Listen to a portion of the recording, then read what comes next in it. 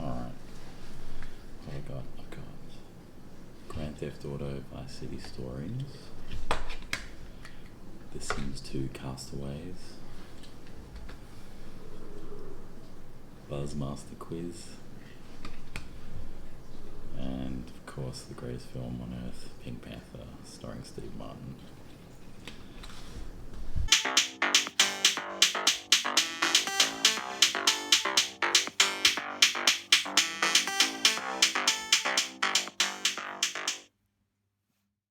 Hello there. Anyway, this is my guide for PSPs. I do love the PlayStation, but having a portable one is actually a lot of fun as well, and the PSP comes in a few different types, sizes, flavors, everything. That's what I like about it. I really like all the colors and all the styles that it has. So I'll briefly go through what I like with PSPs, and it might help you in regards to collecting them and getting into PSPs as well. I find them a lot of fun, and also the emulation and the games are heaps of fun. So what we've got is, personally I don't like the PSP Street, the design of it and a lot of things about it, but also the fact that you can't really, as far as I know, do the actual custom firmware thing on it, which with all the other PSPs you can do, and doing that can be a bit nerve-wracking. There's quite a few good guides out there for it, but I'm just going to go through what I think is really good with the PSP. And the first one is the OG, the PSP 1000. This model that I've got here is the 1002. First thing you'll notice when you briefly look at it is essentially, like if you're looking at them, like if someone's selling them and such, you'll notice straight away the weight, the thickness of it. It's actually on a proper, very tough aluminium frame. It's nearly twice as thick. You'll just notice it when you pick it up. And the other thing you'll notice is the yellow on there. All of these PSPs that I'm showing you are just your stock standard in black, but after the 1000, well, the 1000 came in white, which looks pretty good, but it's hard to maintain. I just prefer black generally, but the models further up come in some really good colors as well. The original one is a great one to start with, mainly because you shouldn't be paying too much for these first gen ones, as long as it plays the UMD discs fine, and essentially that's all you're really going to get out of them is playing UMD discs, but you can do a custom firmware to them as well. And the custom firmwares that I've done on the 1000s, basically I did one, my first one, and pretty much bricked it, but there was a good guide to making a Pandora battery, and if you follow it to the letter you can revive it. But the trick is, if you have a 1000, you have to have a second 1000, and you have to have an authentic Sony battery to do it. It's a little bit of juggling, and you can do it. And then once you've made the Pandora battery, you can place a custom firmware on this one, and I'll show you the one that I've used for these, which seems to work fine. I don't use the Infinity one for the 1000. Personally, I find it a little bit nerve-wracking doing custom firmwares on the OG. But essentially, they're quite good. I mean, a little bit bulkier. You definitely will feel it when you're carrying them, but these are great to start with and to get into the games, because this will do all of the UMD games, all of the regular games, and you can get into emulation. Apart from that, the only other feature I would definitely suggest getting is also, if you do want to put all your songs and everything on there, is just get a multimedia type remote control for your headphones. It's kind of fun and handy. You can actually have it come out of your pocket or backpack and then control all your music as well.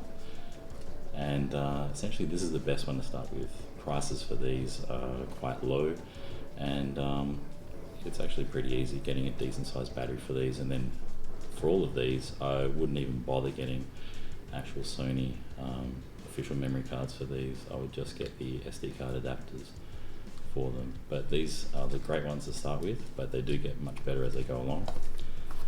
And so what they did was, they have the 2000. This one is a 2004 model, a little bit thinner, difference in weight again. It is lighter, essentially a plasticated shell. A little bit better. The only issue with these early models, and it's why it's good to start with the earlier models, is the actual screen quality as well. Is okay, but the screens get much better by the 3rd gen and the PSP Go. But the advantage with this is with the weight, a lot less weight, a bit thinner. It actually feels better. I prefer this thickness. This is quite good. The screen is fine, but once you use the better screen on the 3000 and the Go, you probably don't want to go back. So this one is kind of another good one to start with, and the main feature you will enjoy with this one as well is the actual proper AV out, where you can go your standard video, the yellow cable out, but also these ones will do the component out as well, which is a little bit better quality. Essentially you'll be fine with either when it's on your telly and by the time it's blown up as well. Apart from that, yeah, there's not much other features on the 2000 apart from the actual improvements in the weight and the form factor of it. But this shape is great. If you had both of these side by side, both the same quality, I would still go with the 2000 if you can as a starter. Some people do like the 1000 though, because if you do drop it, they are a little bit tougher and a bit more forgiving. That's why I always call them the tank. Essentially, my main favorite ones are the PSP 3000. This one is the 3002 model. As soon as you see one in the sale, you'll notice that the thinner circle here. And the other thing is, instead of saying home on the home screen, it's actually got the PlayStation symbol. Essentially, that's the main thing. But what you really want to get this for is the screen is way better on the 3000.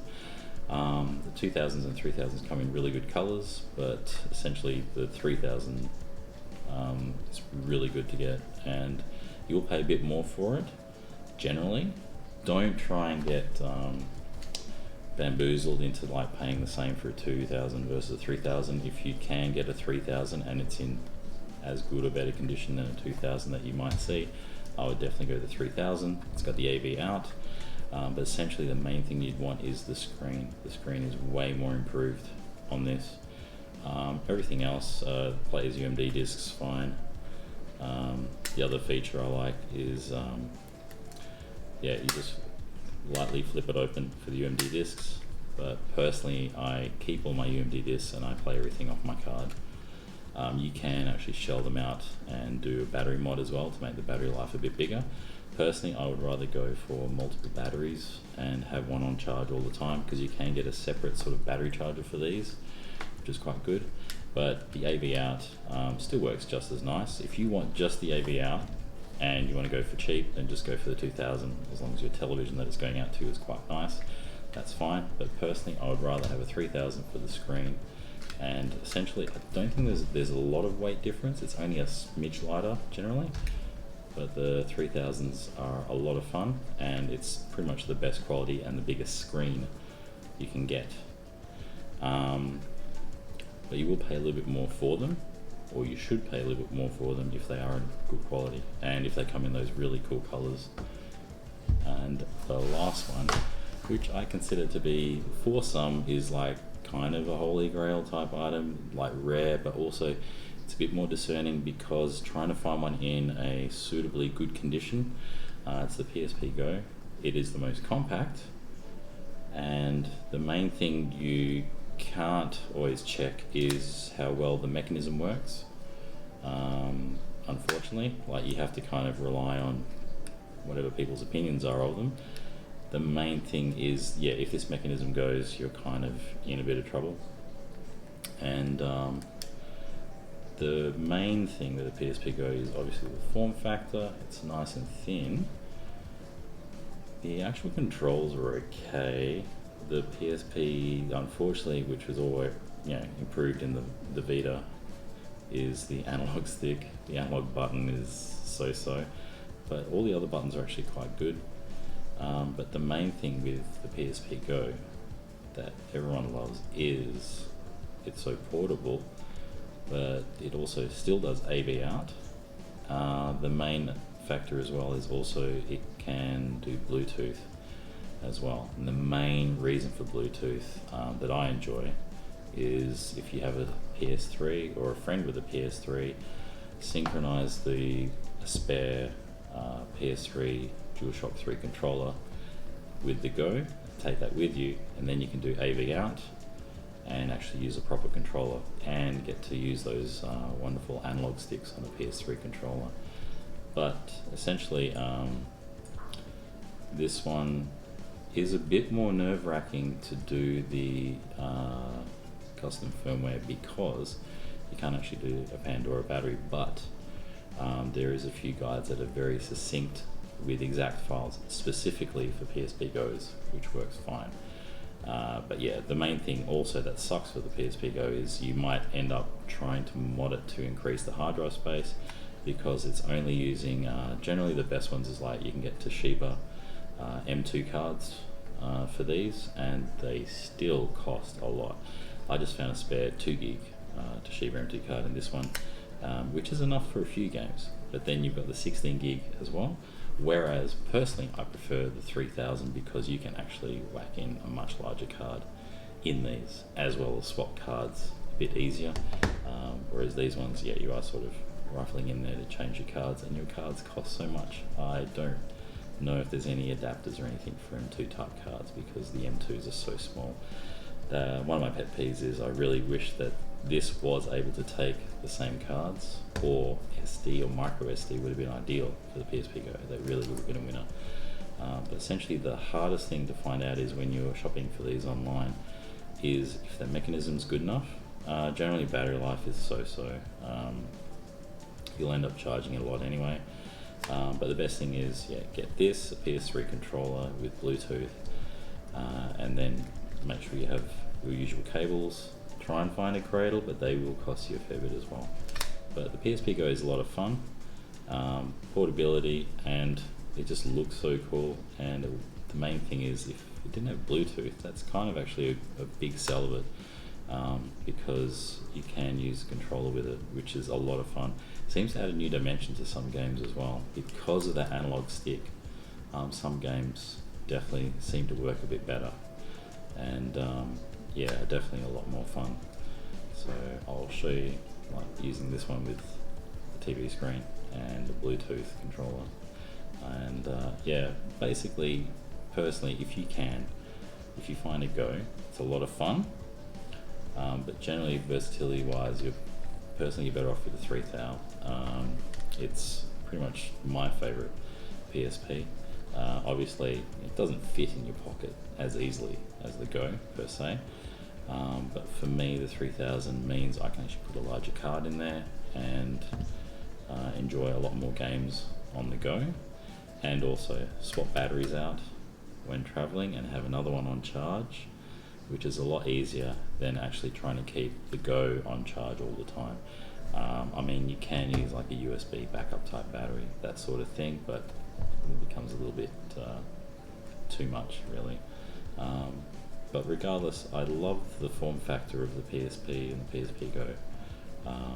The Go is quite innovative, I think, and yeah, it is a lot of fun, but definitely like take your time when you're doing a custom firmware for these, especially for the Go. For the larger PSPs it's a bit easier, and as long as you have a friend with a PSP or know of a way of doing a Pandora battery or a few things like that, it will actually be handy. But if you follow the procedure steps for flashing the firmware, you shouldn't have much of an issue with it. And yeah, that's my quick rant on the PSP. It's one of my favorite portables. I mean, Game Boys are so versatile, but the PSP is a lot of fun, and for me, mainly that screen and that AV out is really handy and just makes it like adds new dimensions to playing on the PSP. Okay, so here's a quick demo of what you can do with a PSP Go. You've got your PSP Go, it's kind of on standby. I hardly turn these off, I always leave these on standby anyway. And I've got component going to my TV. So we're just gonna change this to component. Obviously it hasn't picked up anything as yet. So we've got our PSP, plug in our component adapter, we can get. This one's quite long, which is handy for a TV room kind of setting. And then flick it up, let that turn on, and we're going to just switch that now to the actual connected display settings. Switch the video output. I'm connected there. Ah, there it is. Okay, 420i, that's how it outputs it to. TV type 16:9 ratio, that seems to be correct. Component D interlace. I think my TV wigs out if I try and tell it progressive, so interlace seems to work.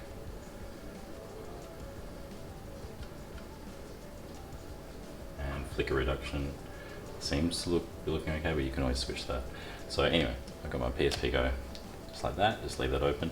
If you can actually find, you can get a cable that will do USB power charging as well as AV out all in the one cable. That's actually pretty handy, because with this one I have to charge it all the way up if I'm going to be playing like quite a bit of gaming.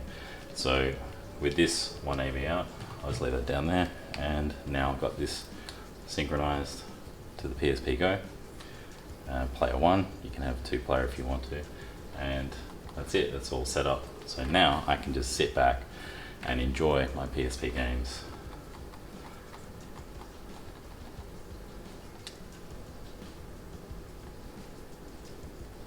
And that's how it displays. So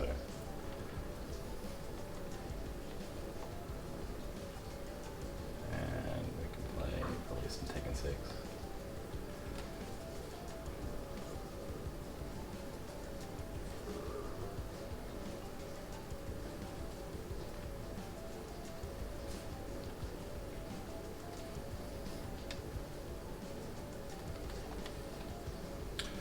Now with certain TVs, how it interprets the actual sizing. With this TV, it does actually scale it down a bit. I'm sure you can mess around with it. Different TVs will give you different results. That's because this is on component. If I do it as just your regular video out, probably be a bit larger.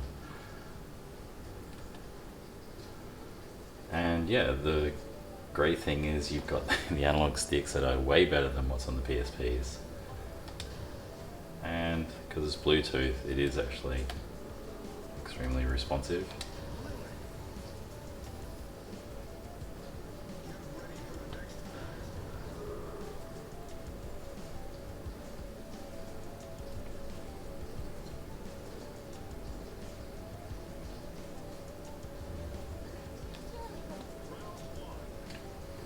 And the analog sticks work great.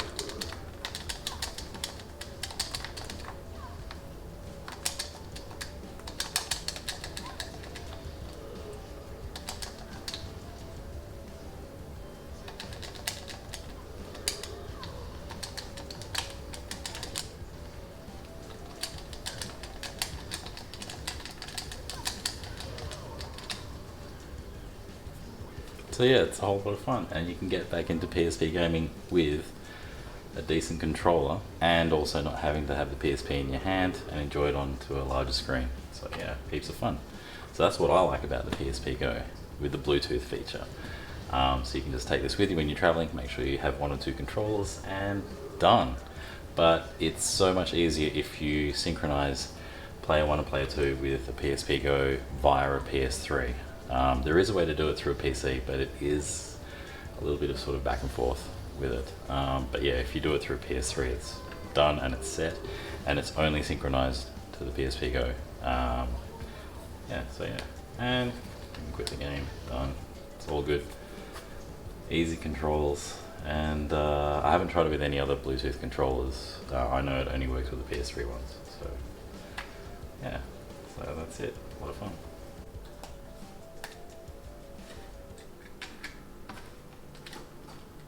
Okay, so here's a quick demo of the PSP 3000 doing video out via component. These are just generic video out component cables for the PSP, and so we're just going to switch over to component input on my TV here. Basically the PSP is off, so I'll just flick that on. It doesn't start straight away going to AV out. so you have to switch that over.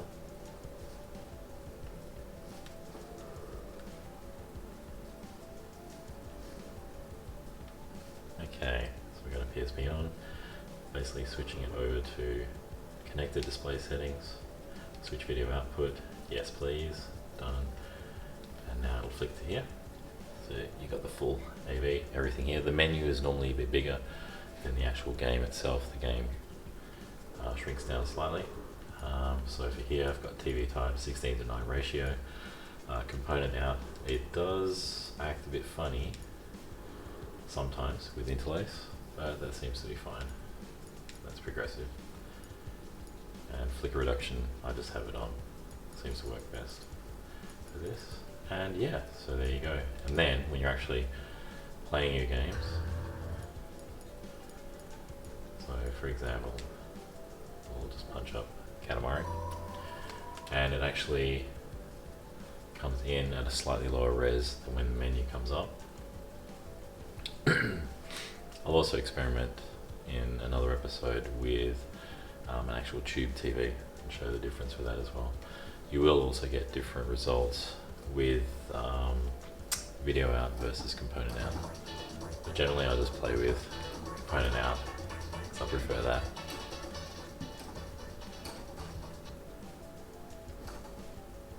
And the only annoyance is make sure that you do have a reasonably long AV cable, because you're going to be treating this as your controller as opposed to the PSP Go where it's actually properly wireless. And also you have to deal with the analog control of the PSP. So apart from that, it's still good to play with and looks pretty good too.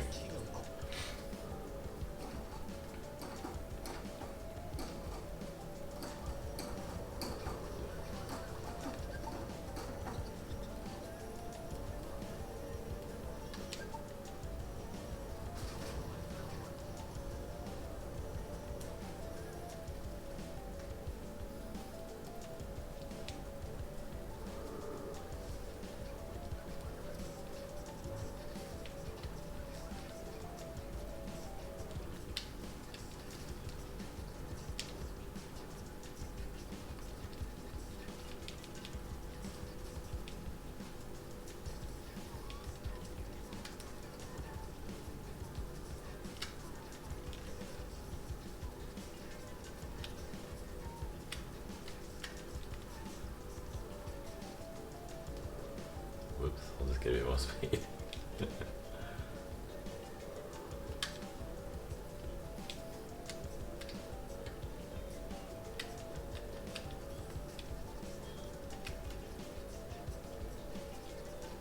But yeah, the actual quality comes up pretty good.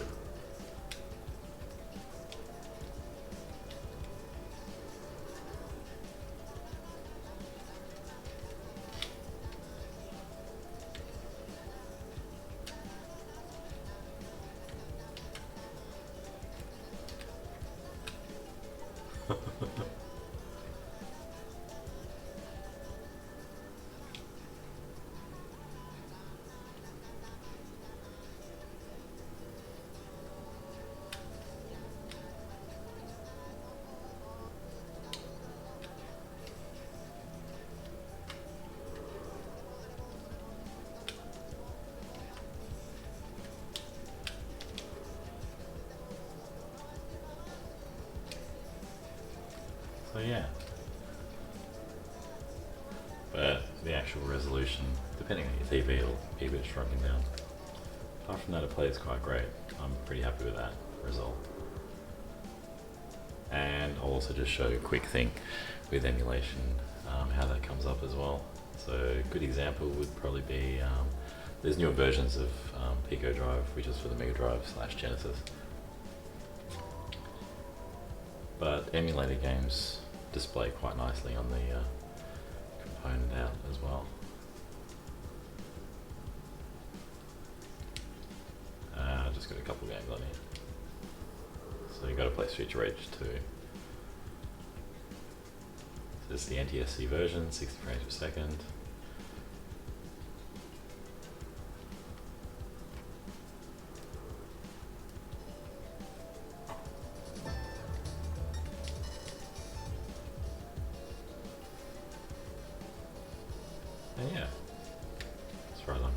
looks pretty good.